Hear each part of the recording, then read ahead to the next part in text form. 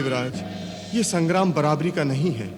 श्री रघुनाथ नंगे पांव भूमि पर चल रहे हैं, जबकि रावण अपने दिग्विजयी अक्षय रथ पर सवार होकर युद्ध कर रहा है। ब्रह्मा और महादेव से प्राप्त शक्तियों के बल पर वो चारों ओर त्राही त्राही मचा रहा है। देवो, इसका कोई उपाय नहीं है? उपाय है। कल्याणमस्तु।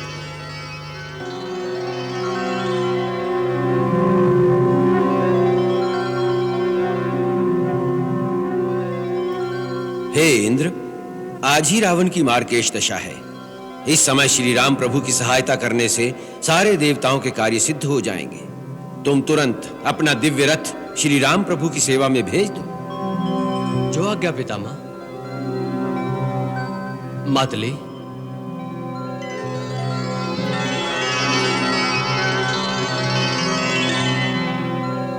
आज्ञा देवराज। मातली, तुम इसी समय हमारे इस दिव्य स्वर्णिम रथ को लेकर सम्रांगण में श्री राम की सेवा में पहुंचो। उनसे कहना कि पितामह श्री ब्रह्मा के आदेश से इंद्र ने अपना रथ आपकी सेवा में भेजा है, जो रावण के साथ मायावी युद्ध के समय आपके लिए सहायक और उपयोगी होगा। जो आज्ञा। परम मनोहर दिव्य रथ सुरपति दियो पठाए, रथ को लेकर मातली रहो धरा पर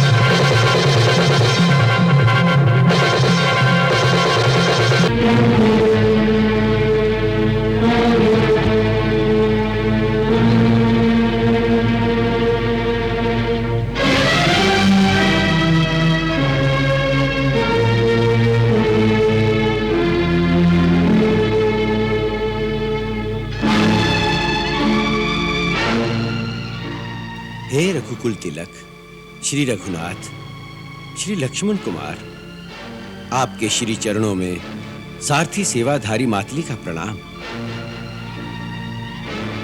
प्रणाम। प्रभु, मैं मातली नामधारी देवराज इंद्र का सारथी हूं। सुरेंद्र ने आपकी विजय की कामना से अपना दिव्य रथ आपकी सेवा में भेजा है। इसे स्वीकार करें प्रभु। परंतु हमने तो देवराज इंद्र से कोई सहायता नहीं मांगी। हे नाथ, देवराज ने यह रथ पितामह श्री ब्रह्मा जी की आज्ञा से भेजा है। देवराज ने कहा है कि रावण के साथ मायावी युद्ध में यह आपके लिए उपयोगी होगा। सावधान भैया, युद्ध क्षेत्र में अचानक किसी पर विश्वास निरापद नहीं। शत्रु विकट छल कपट करने में सिद्धहस्त है। श्री लक्ष्मण कुमार की सतर्कता सराहनीय है। आपके संदेह निवारणार्थ मैं इस रथ का विशिष्ट वर्णन सुनाता हूं, जो केवल देवलोकवासियों को ही विदित है। हे रघुवंशमणि, त्रिपुरारी श्री ब्रह्मा जी द्वारा निर्मित यह दिव्य रथ है। इसमें 7 कुलगिरियों का बल है। अष्टमहानाग, वासुकी, अनंत, दक्ष, शंखपाल, गुलकी, पद्य, महापद्य और कारकोटक इस रथ की रास की रस्सियों में अदृश्य विद्यमान है। नक्षत्रों रूपी रत्न से ये रथ अलंकृत है। इसमें इंद्र का महान धनुष, अग्नि समान तेजस्वी कवच, कल्याणमयी उज्जवल शक्ति वाले बाण हैं। यह आवश्यकता अनुसार घट और बढ़ सकता है। आपके बाणों की गति से चल सकता है। ये दिव्य रथ सागर की लहरों पर, अग्नि की शिखाओं पर निर्विघ्न दौड़ सकता है। सबसे बड़ा प्रमाण इस रथ में जुटे दिव्य धवल अश्व हैं, जो अपने दिव्य अश्व होने का प्रमाण स्वयं देते हैं। प्रभु, नमामि ब्रह्मदेवाय पुंडरीकाक्षाय महेश्वराय। युद्ध क्षेत्र में इसका सदुपयोग करके इसे धन्य करें प्रभु। सुराधिपति ने आपकी सेवा का अवसर देकर मुझे धन्य कर दिया। संशय त्याग कर देवहित तथा पृथ्वी के कल्याण के लिए इसे स्वीकार करें करुणानिधान।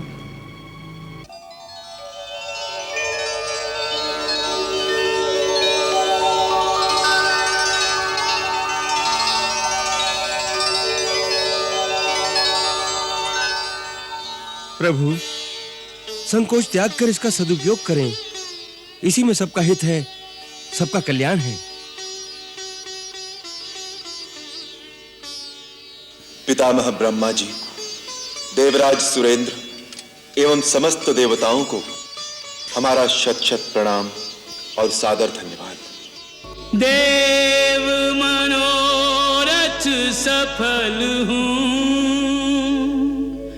मन ले यही विचार,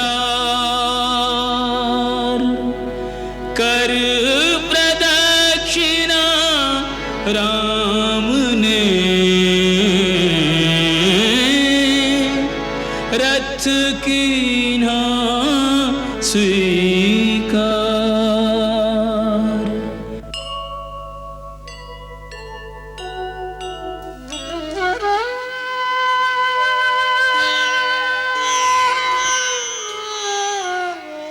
आदेश दें स्वामी। मातली, शत्रु कैसी भी अनीति का मार्ग अपनाए, तुम हमारे संकेत देखकर ही कार्य करना। हे पुरुषोत्तम, आपका अभिप्राय, अश्वों की गति, शत्रु की चाल, उसका फलाफल, हर बात पर विचार किए बिना यदि कुछ करूं तो मेरी सारथी विद्या व्यर्थ है। सारथी के लिए इन सब बातों का ध्यान रखना आवश्यक है। आप निश्चिंत रहें प्रभु। शत्रु का कोई भी रथ इस रथ की गति का सामना नहीं कर सकेगा। अब हमारे रथ को युद्ध क्षेत्र के बीच में ले चलो। ऐसी आज्ञा प्रभु। जय श्री गणेश।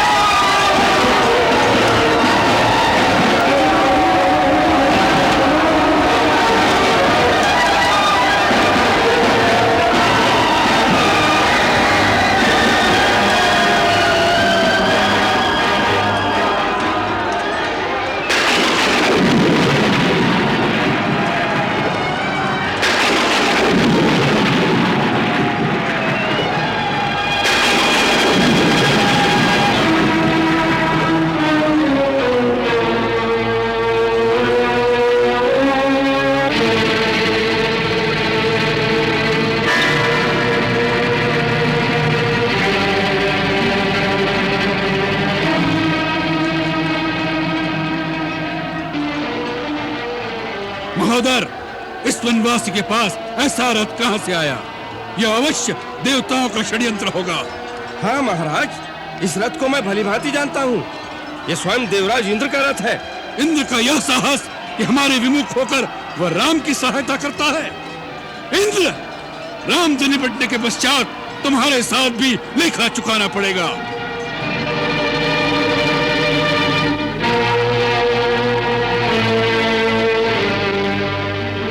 नए नए रथ पर चढ़कर इतना क्यों इतरा रहे हो? रावण के सामने आए हो तो शीश झुका कर आओ। तो इससे पहले यदि शीश झुकाकर आ जाता तो कदापि तेरे बच जाने की संभावना हो सकती थी, परंतु अब तो तेरा शीश काटना ही अनिवार्य हो गया है। अरे तपस्वी, अभी तक जिन योद्धाओं को तुमने मारा है, मैं उनके समान नहीं हूं। मेरा नाम है रावण, तीनों लोग जिसका यशगान करते हैं, लोकपाल तक जिसके बंदी हैं।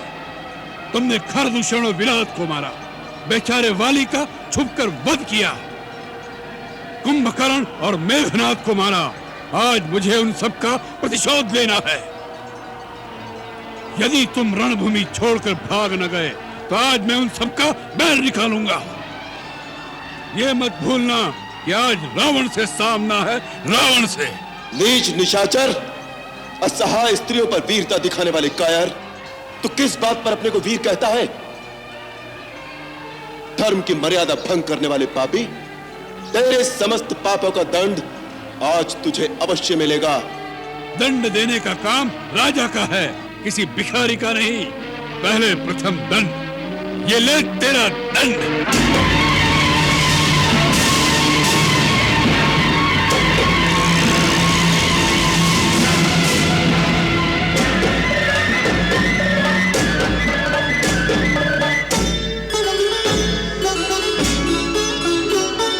धर्म रथ पर बैठा, एक पाप रथ पर बैठा, दो महारथी दो महाबली संग्राम करते हैं।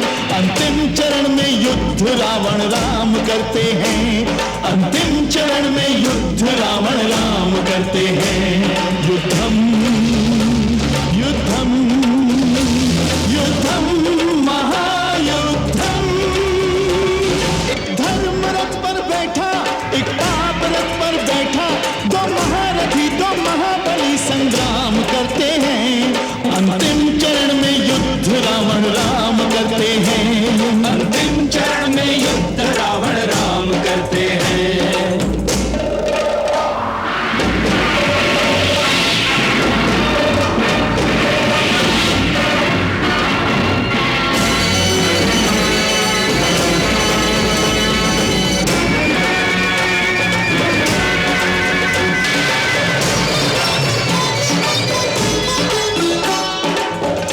कोई ना कोई निर्णय हो जाएगा, निश्चित ही पापी करनी का फल पाएगा।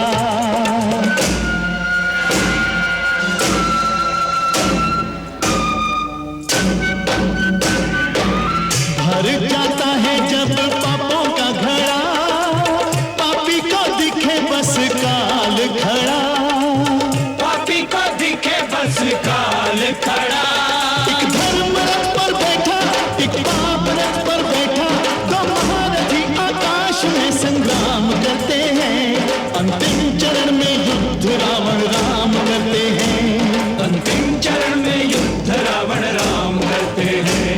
युद्धम युद्धम युद्धम महायुद्धम।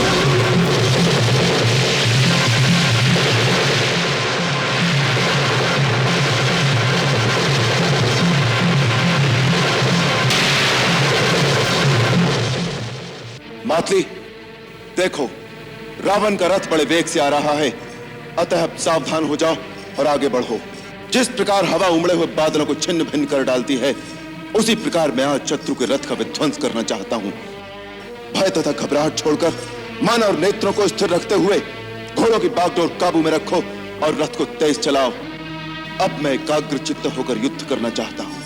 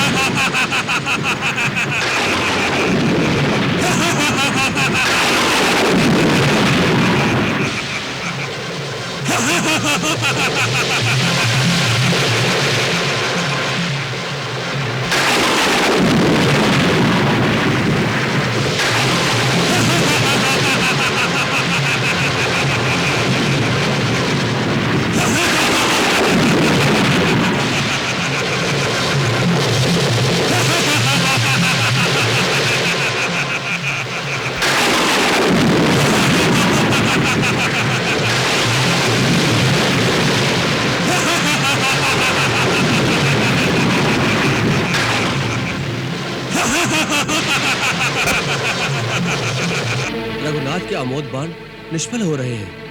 नहीं देवेंद्र, रघुवीर के बाण निष्फल नहीं हो रहे। ये तो रावण की आसुरिक माया है, जिससे उसके शीश कट जाते हैं और जुड़कर पुनः सजीव हो उठते हैं। इस प्रकार रावण का संहार कैसे होगा? प्रभु हृदय को लक्ष्य करके बाण क्यों नहीं मारते? अवश्य ही हृदय में बाण लगते ही उसका संहार होगा।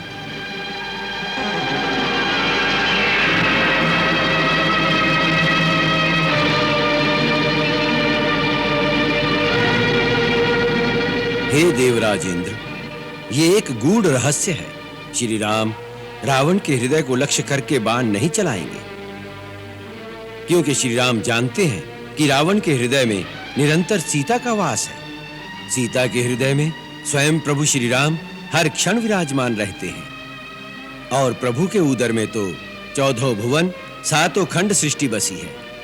इस अवस्था में यदि बाण मारेंगे तो रावण के साथ सीता, उसके साथ राम और राम के साथ समस्त ब्रह्मांड का विनाश हो जाएगा।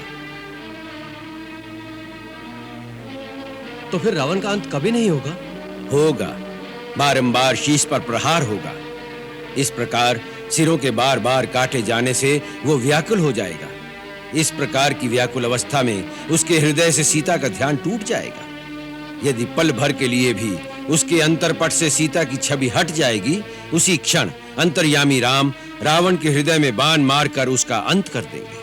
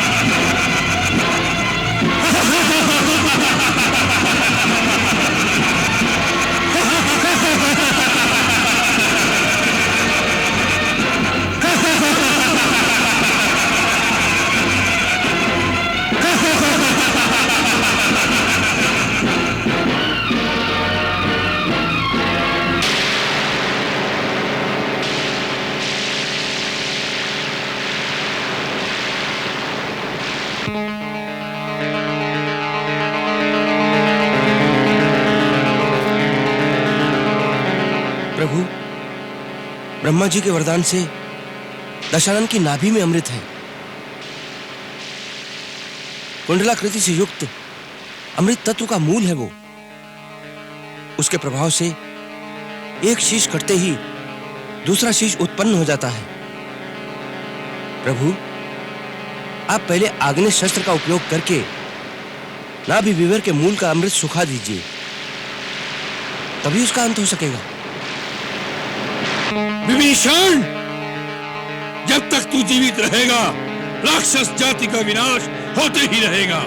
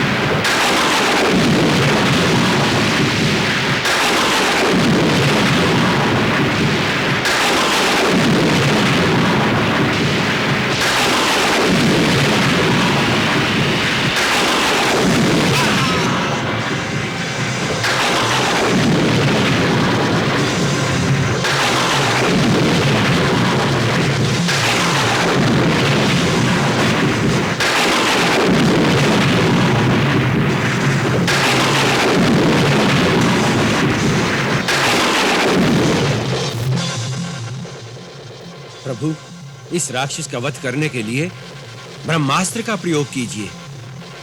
देवताओं ने जो इसके विनाश का समय बताया था, अब वो आ पहुंचा है प्रभु।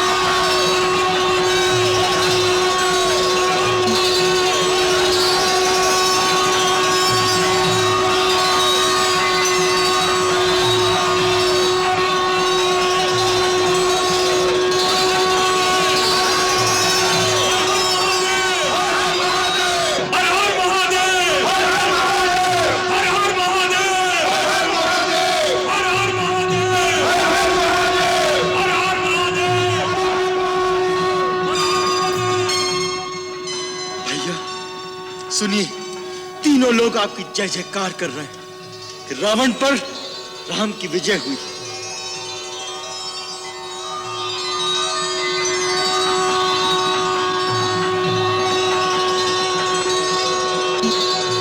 लक्ष्मण, ये विजय केवल राम की नहीं, तुम सबकी है। तुम, महाराज विभीषण, महाराज सुग्रीव, वीर हनुमान, अंगद, जामवंत, नल, नील और ये सारी वानर सेना, इन सब की सहायता से ही राम ये युद्ध जीत सका।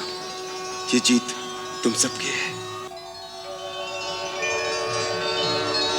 प्रभु, अपने सेवकों की बड़ाई करना आपकी महानता है।